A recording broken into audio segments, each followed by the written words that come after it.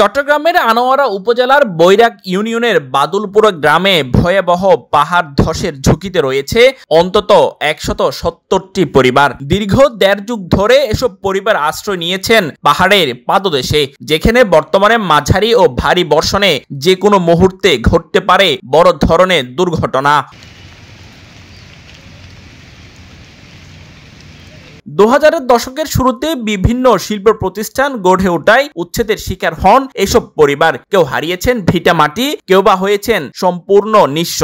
সে থেকে শুরু হয় তাদের পাহাড়ে ঝুঁকিপূর্ণ জীবনযাপন। তো লাগবে একটু ভয় লাগে, নাহলে ঘুম হয় না, বৃষ্টি পড়লে ঘুম যেতে হয় না।